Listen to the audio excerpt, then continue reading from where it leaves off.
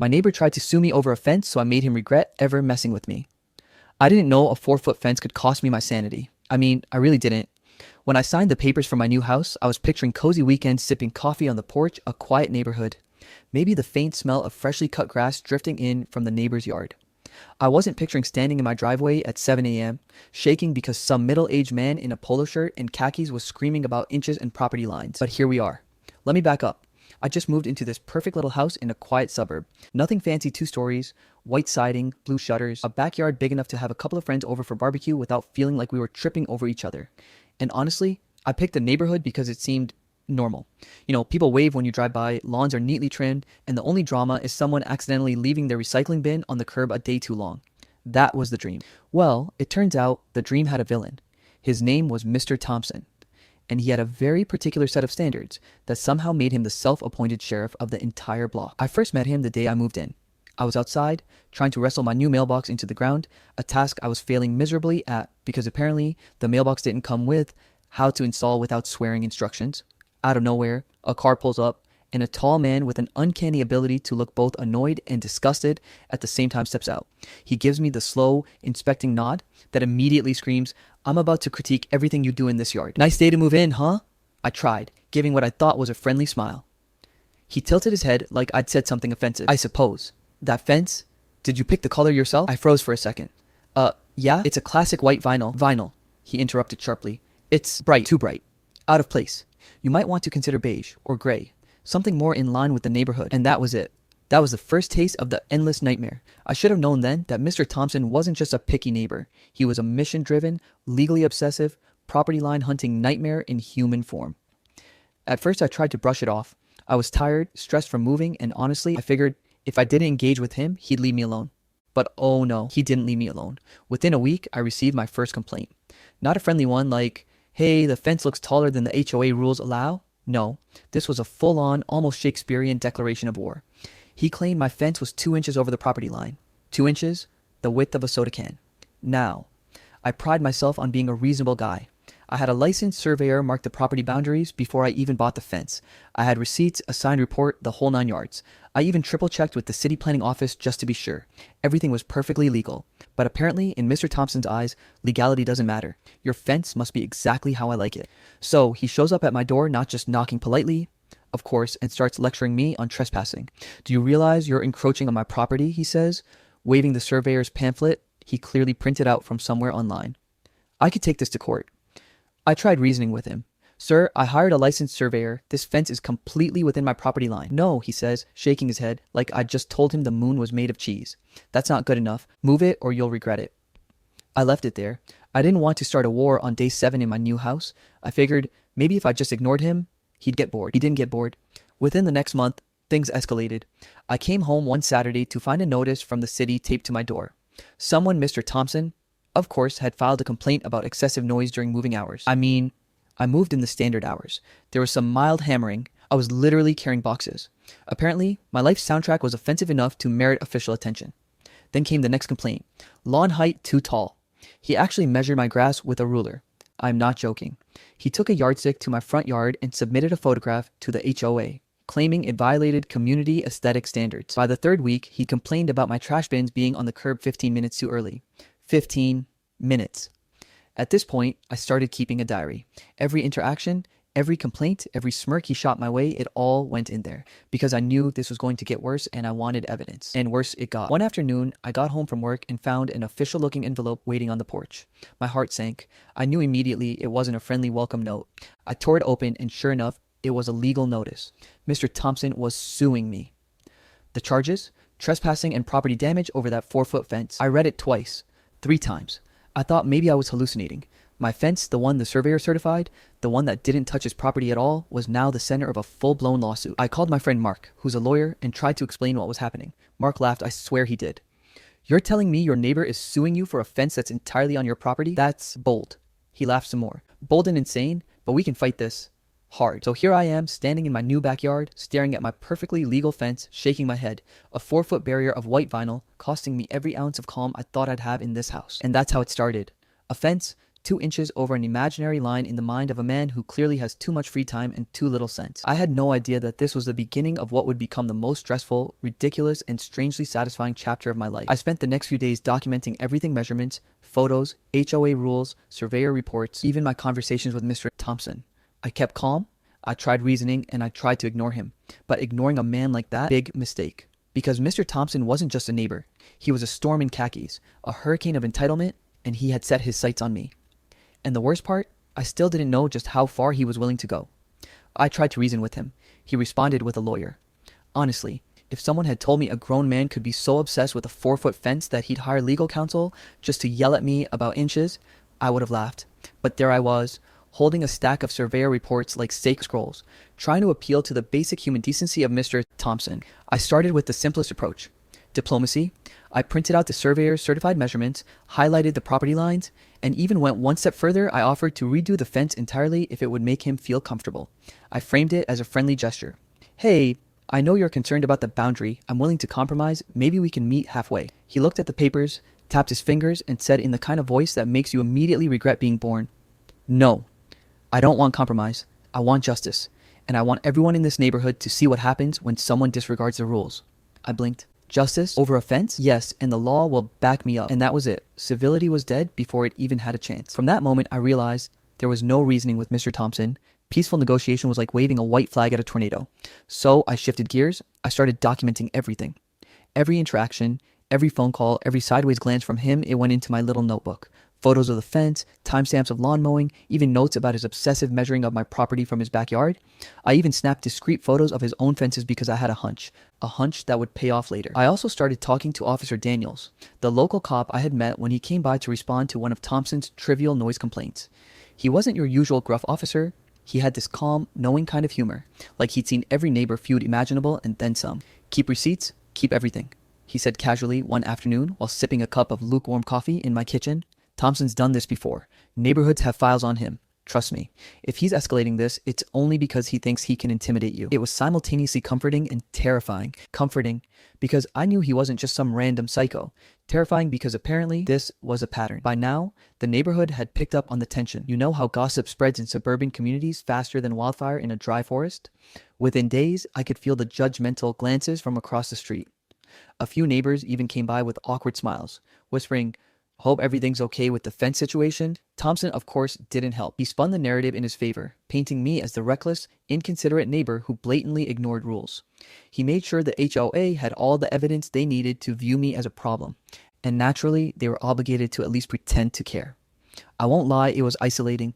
I've always considered myself a friendly person, the kind who waves at neighbors and brings cookies when someone moves in. But suddenly, I felt like the villain in a story I hadn't written.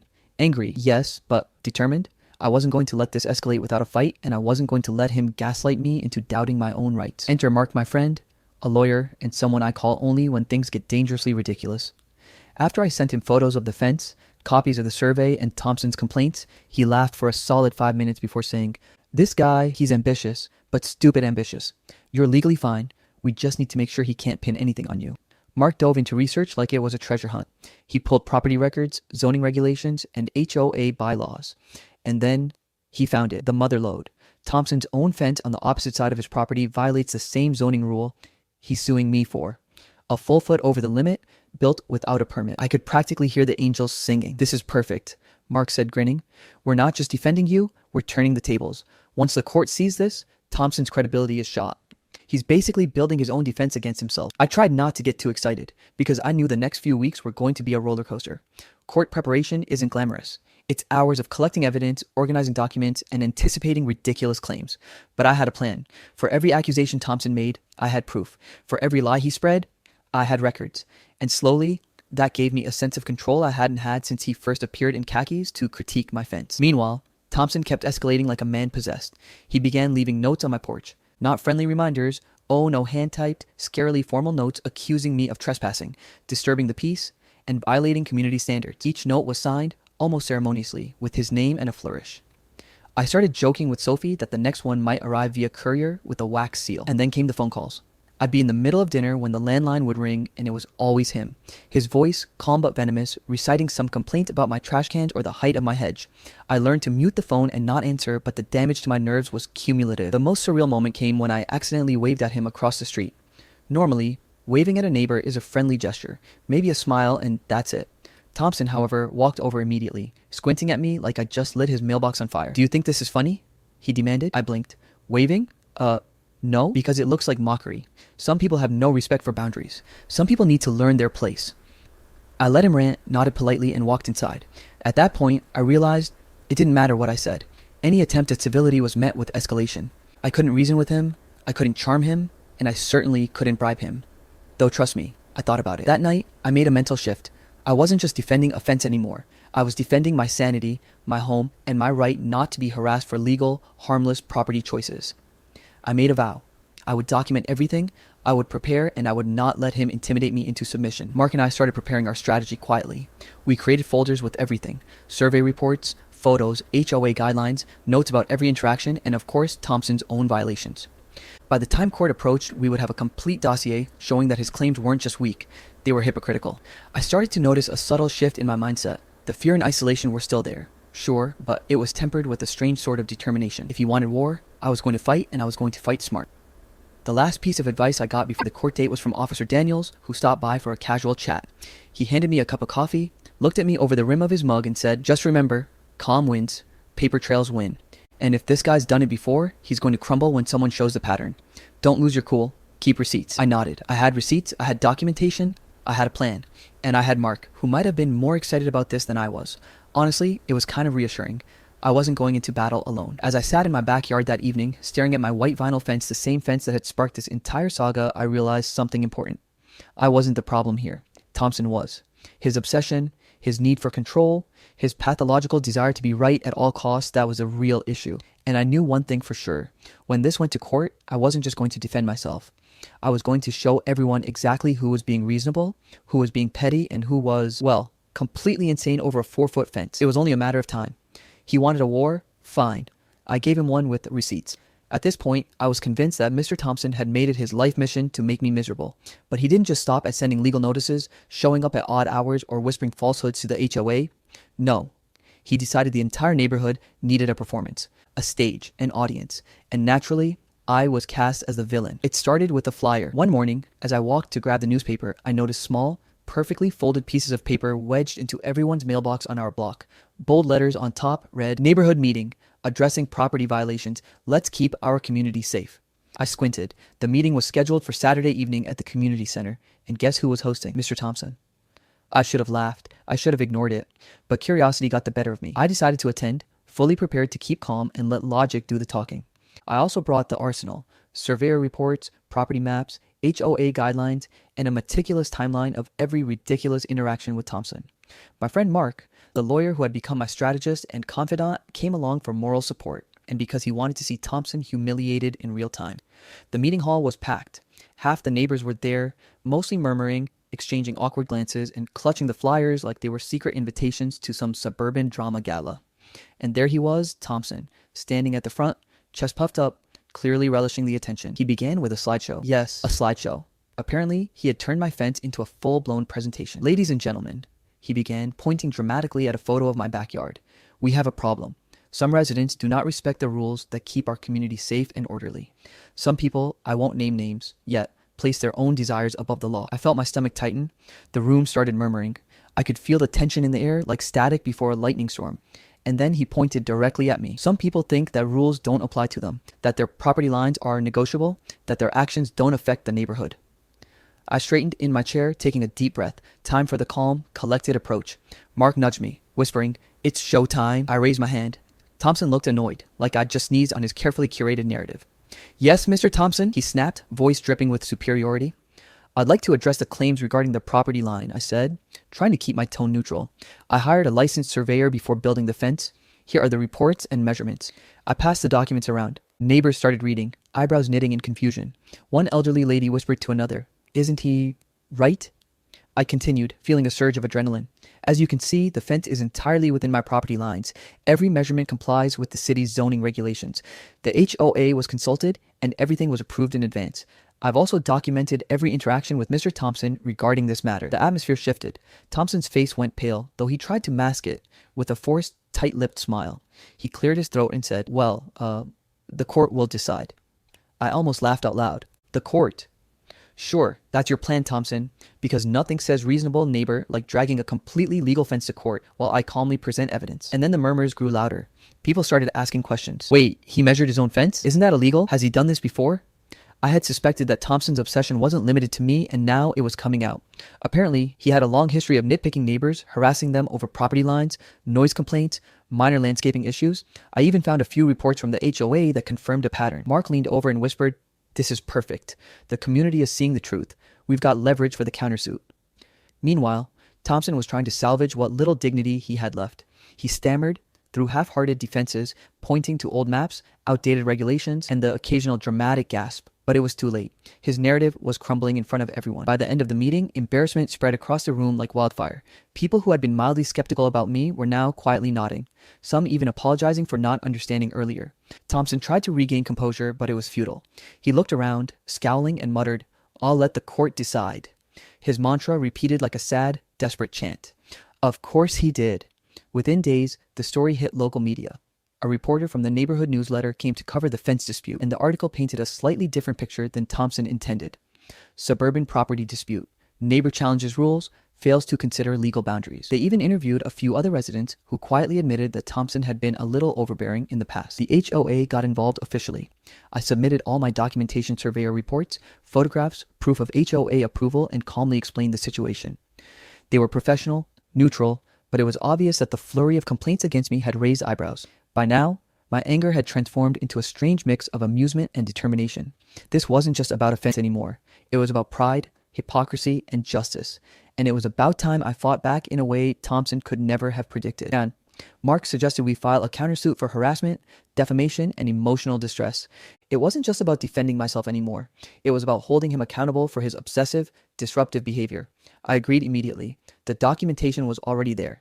The timeline of incidents, the HOA records, his history of nitpicking neighbors, all of it painted a picture of a man obsessed with control, using intimidation to get his way. We quietly prepared everything, making sure that when the court saw our case, it wasn't just a defense.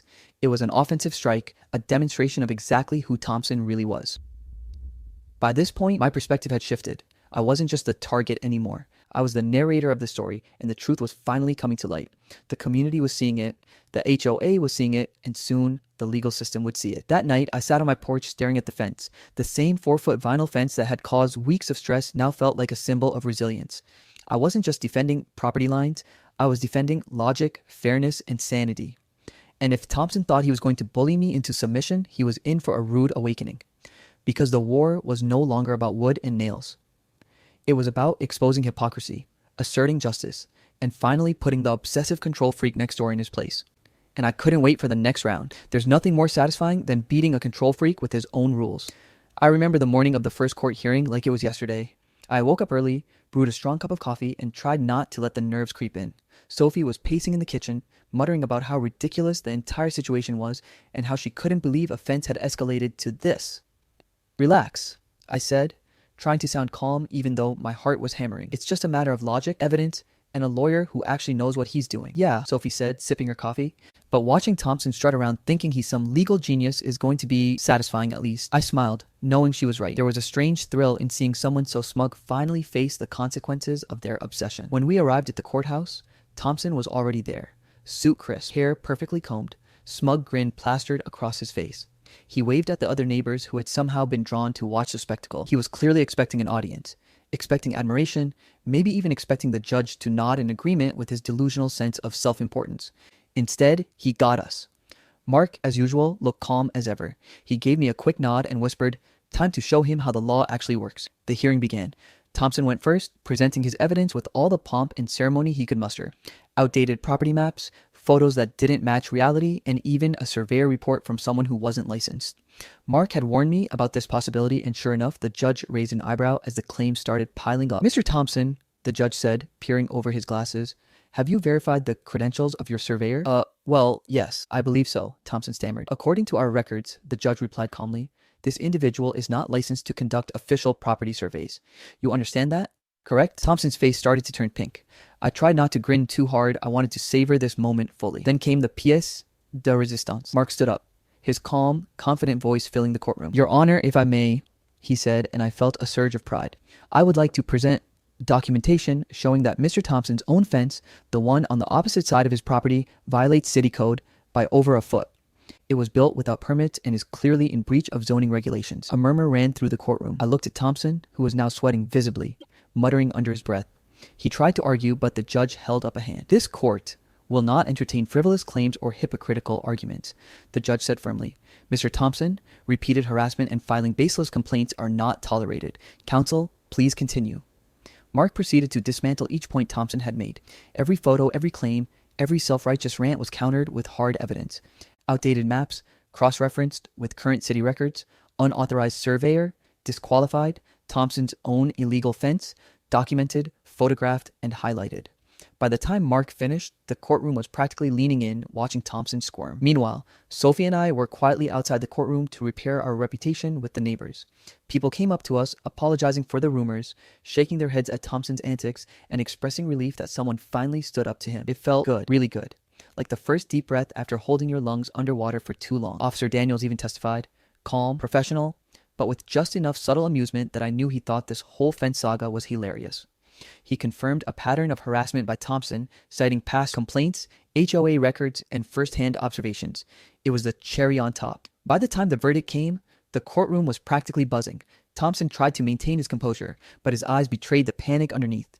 He had underestimated us, underestimated the power of preparation, logic, and patience. Case dismissed, the judge announced, and I felt my chest swell with relief and satisfaction. Mr. Thompson is ordered to remove the illegal fence on his property and to pay all legal fees incurred by the defendant. Further frivolous complaints may result in additional sanctions. I swear, the look on Thompson's face is permanently etched into my memory. His jaw dropped, eyes wide, mouth opening and closing like a fish out of water. Pure, unfiltered shock. And then anger. And then disbelief. I tried not to laugh, but I did, a little. Sophie elbowed me, smirking. Okay, that was worth the stress, she whispered. Mark leaned back in his chair, satisfied. Nothing quite like watching someone get defeated by the very rules they tried to weaponize, he said, a hint of glee in his voice. As we walked out of the courtroom, I noticed the neighbors clapping quietly. Some of them gave nods of approval. Others were outright laughing, recounting the story in whispers. Thompson was left standing there, muttering about appeals, but it was clear the damage was done. His control, his facade, his carefully constructed persona of neighborhood authority all crumbling. That night, I sat on my porch, staring at my fence. The same 4-foot vinyl fence that had sparked this madness now felt like a trophy. Not because it was a fence, but because it symbolized justice, patience, and the triumph of reason over obsession. Thompson's illegal fence, gone soon, the judge had ordered. His legal fees, covered by him, not me. His ego, well, that one would take a little longer to rebuild if he even could. I took a deep breath, sipping my coffee as the sun dipped below the horizon. I had survived the insanity, navigated the absurdity, and emerged victorious.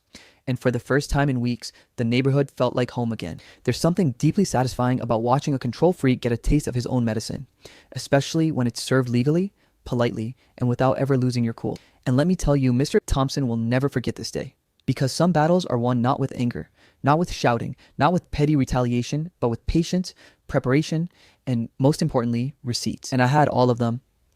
He tried to ruin my peace, but ended up rebuilding it for me. After the courtroom drama, life slowly began to settle back into a rhythm. At first, it felt almost surreal, like the neighborhood had collectively exhaled after a long, tense week. Thompson, predictably, became the pariah of the block. The once self-assured, commanding figure who had strutted around in his khakis and polished shoes like he owned the place, now walked with his head down, avoiding eye contact with everyone. Even the mailman looked at him sideways. I heard from a few neighbors careful whispers at first, then outright gossip that his wife had temporarily left him after the courtroom embarrassment. Apparently, living with someone who could get publicly humiliated over a 4-foot fence was, well, exhausting.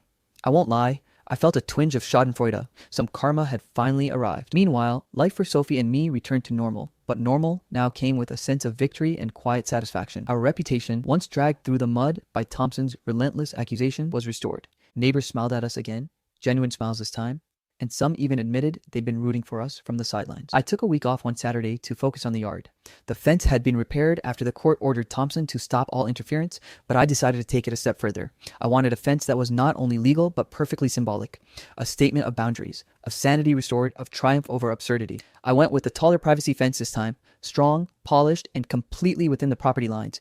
Every plank, every post, meticulously measured and verified. I even added a small decorative sign in the corner that read, in elegant cursive, verified legal boundary. It was half humor, half subtle warning. And I loved it. The neighbors noticed immediately.